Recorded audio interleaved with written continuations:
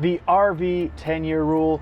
You've probably heard about it, and it is a pain in the rear end to many RVers. Today, we're going to talk about what the rule is, why RV parks use it, and how to scoot your way around it, so stay tuned.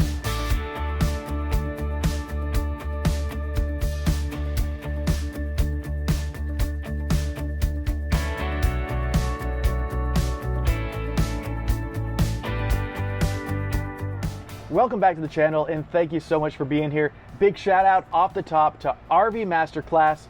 We're teaming up with them this week to give away one of their signature course bundles, which includes RV Buyers Bootcamp, Boondocking 101, and Preparing to Full-Time RV, over a $300 value, easy to enter. I'll drop a link in the comment section and in the description. So enter if you want to learn more about RV education. But today's video is all about the 10-year rule and what it is. It's pretty easy to explain because the name says it all. The 10-year rule means some RV parks do not allow trailers, motorhomes, whatever your RV is, to get a reservation at the park if it is over 10 years old. It's a huge problem among RVers because RVs are expensive and 10 years is not that old. Cars on the road of 10 years old look beautiful, they're in good condition if they stay well maintained. RVs are the same way. So it's a little frustrating that this rule exists. You probably have seen it more often than not in Arizona or in Florida, two big states that use the RV 10-year rule. Usually the park will mention it on their website. Other times you gotta ask on the phone when you're making the reservation. But in rare cases, you might not find out until you arrive at the RV park, and that's when it is most troublesome. Whenever it comes to the RV 10-year rule, just be proactive. Look deep into their website, see if it's in their policy section. If you call them, ask the person who's answering the phone if they do the RV 10-year rule, and monitor Facebook groups or any other online forum for other RVers' experiences at those certain RV parks. It can either be somewhere like RV Park Reviews, Compendium, a review site like that. Do RV parks allow exceptions to this rule? Hell yes. Almost every RV park who has the 10-year rule has exceptions for it.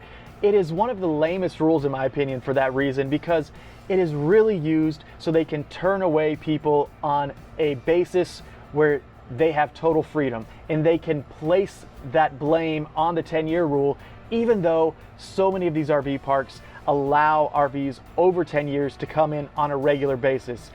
I don't like the idea that the rule is so willy-nilly, which to me it means it can be used to discriminate pretty easily if an RV park is using it for that purpose. But whenever the RV park is using it for a legitimate purpose, which is to keep out RVs that are not maintained, which are probably more like 15 or 20 years old, in these cases, a lot of times you can send a picture to the RV park, and if your RV looks good, they'll let you in.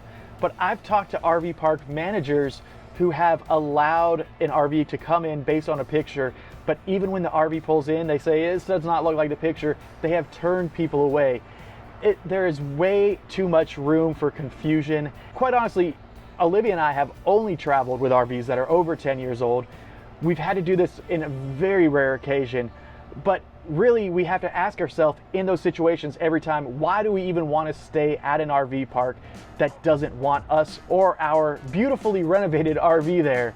Very frustrating. In these cases, vintage trailers or renovated trailers, classic trailers do have an upper hand, because even though they're super old, a lot of these RV parks see them as like luxurious or very nice because they've been renovated. The problems are whenever you have a really old Class A or just like an 80s travel trailer. This is whenever an RV park will be quick to deny you. So we surveyed over 1,000 RVers and got their opinion on the 10-year rule, and this is what they had to say. Without a doubt, RVers hate the 10-year rule. 88% of those RVers that we surveyed do not approve of the 10-year rule. So why do RV parks use the 10-year rule? It's really just a baseline, so they can say our RV park looks nice, we don't have any junky RVs here. And the other reason why RV parks use it is because they say it limits the potential for leaks to happen or any other maintenance issues with RVs getting stuck at the park.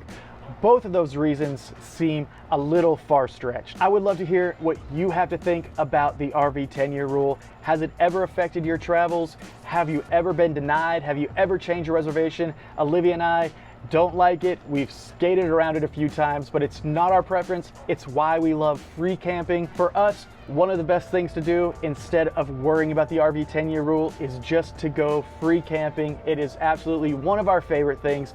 No, not many rules, no one barking down our throat. Here are the 20 best free campsites in America that we've been to.